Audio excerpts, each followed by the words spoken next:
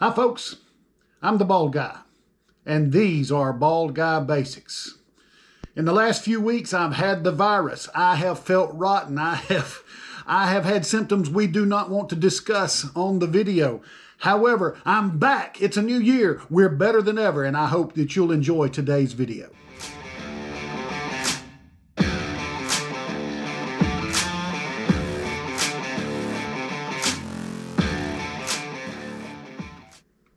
Today, I have a short video for you that for me has been something that I've learned, in fact, just recently. Pardon me. Here at the house today, it's after the holidays. Behind the camera over here, we've got a couple of poinsettias that are still the remnants of Christmas. But I learned something this week that I find so advantageous I wanted to share with you.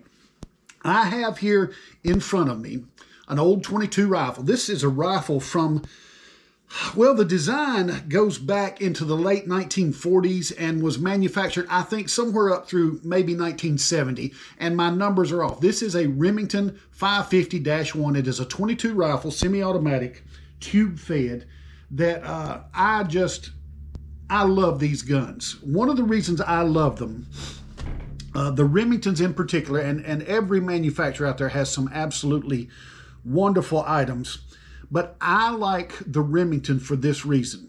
I'm a big guy. If I have some of the more modern .22s, I feel a little cramped on them. They're hard to get a hold of.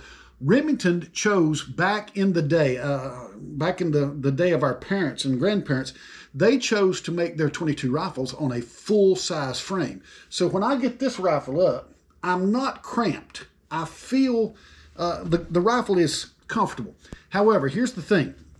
When you have a rifle that is 20, 30, 40, 50, 60, 70 years old, and frankly, you know, the world's different. I grew up, you could shoot pop cans in the backyard. You can't do that. So they end up being put into a cabinet, a safe, a place of storage, and they stay there often for years at a time. And when you pull them out, you begin to see rust. I have always assumed that, you know, once you have rusted, you never go back. And the reality is, there are ways that you can deal with rust on firearms that, number one, you don't need to go out and buy new chemicals. You don't need to, there might be one thing that you need to buy, but we're talking about an expenditure of, you know, $4 or $5, not $20, $30, $40, $100.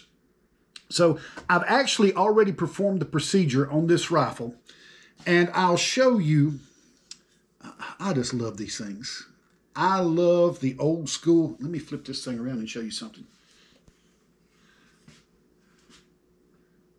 You see the grain there on the wood. I especially love the vertical grain here on this side is just gorgeous. But I had rust across the top of the barrel, across the top of the receiver. Not terrible, but just some little rust, some little pitting. And I'll show you the tools that I've gotten for this job. The first tool already around the house, oil. I don't care what oil it is, whether it's 3-in-1 oil, whether it is motor oil.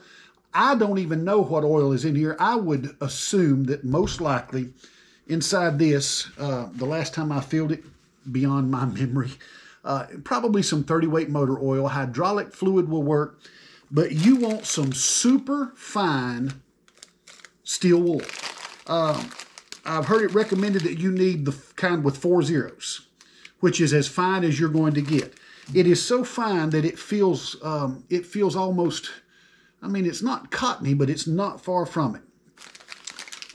When I started this morning, I just learned this trick yesterday.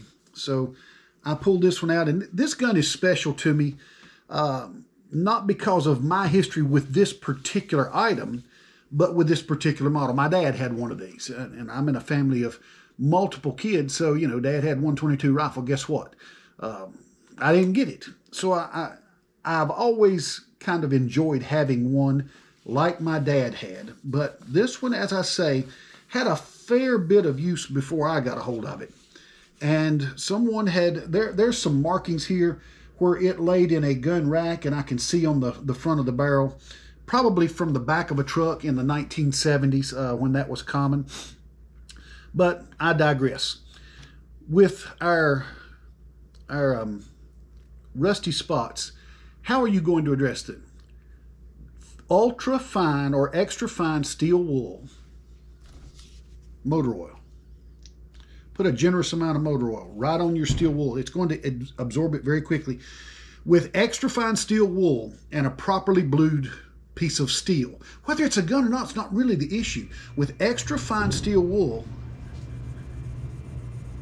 your oil serves as an extra lubricant so that you don't scratch, you don't cloud your finish, and you just work over the area in question. Now, as I told you, I've already done this, so I'm gonna get my oil off at least as much as I can with a paper towel. I use a paper towel because, number one, it's absorbent. The red shop towels that you can buy are great, but when you get one right out of the bag, I don't find them to be super absorbent. After I've used it for a while, yeah, they get more absorbent, but they also get dirtier. So I start with a paper towel, and that one already had some oil on it, so I got the heavy oil off of it.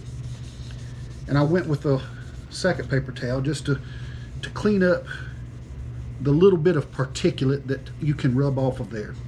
Now, you saw me scrub. I'm going to rotate the receiver here where you can see. I can see, and I can see right here on the crown of the barrel, or the back of the receiver, I should say, the top of the receiver, there is still a little mark where the bluing was removed. That happened before I scrubbed this. You know, I made a mistake in doing this. I should have shown you the rifle before I started and just said, hey, let's do this together. Literally, I rubbed on this thing for 2 minutes or less.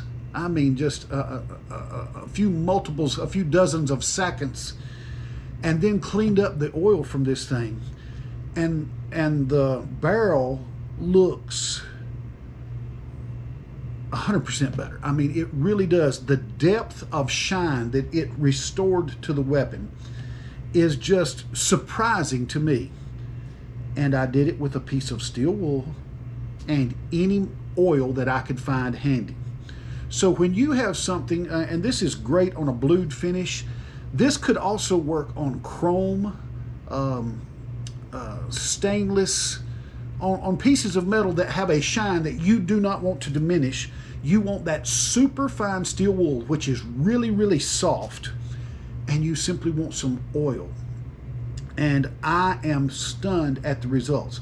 So if you have Dad's old .22 rifle somewhere around the house, if you have a unit that you have that you thought was beyond improvement because of time, and you've seen the degradation take place, no, this does not replace bluing. That's a whole different process, and it can be done, but that's getting harder and harder because the bluing salts have been deemed to be a hazardous material. And it used to be in every gun shop in the world back in, say, the 1970s and 1980s, even maybe up beyond that. You could find bluing, or I have a bottle somewhere of cold blue, which you need to understand there are tricks about doing that, and that's not what we're about today. But with a simple tool like extra fine steel wool and some oil, you can restore life to things that you thought were beyond improvement. So it's a nice way if you've got a family piece laying around, kind of a little bit of heritage to it. And if you're like some of us whose loved ones are no longer with you, I guess there's a bit of nostalgia of just remembering back in the day and recapturing a bit of yesteryear. But I had never tried this until this morning, and and I learned it through someone else's video, so I don't claim that this is my idea, but I'm here to tell you it works great. And what I do, oh, the Ziploc bag is great for everything. To preserve this one, I'm not going to put it back in the bag with my clean steel wool, but I know this one has oil on it, so the next time I want to clean up on something like this, I'll have a head start on it. I'm the Bald Guy, hoping that you avoided the virus, because I'm here to tell you it was no fun, and enjoying your new year. Outside, this storm that is gripping so much of the nation is passing by here today, and we're expecting multiple inches of rain. So I'm inside.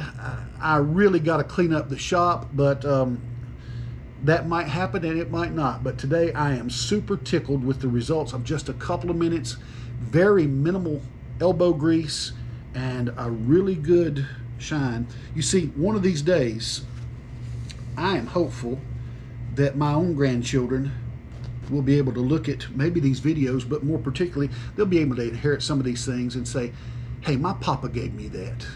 And this is a connection to my own past, and that's why we do it. Have a good day. I hope you'll like the channel. I hope you'll leave us a comment. I hope you'll subscribe to the channel.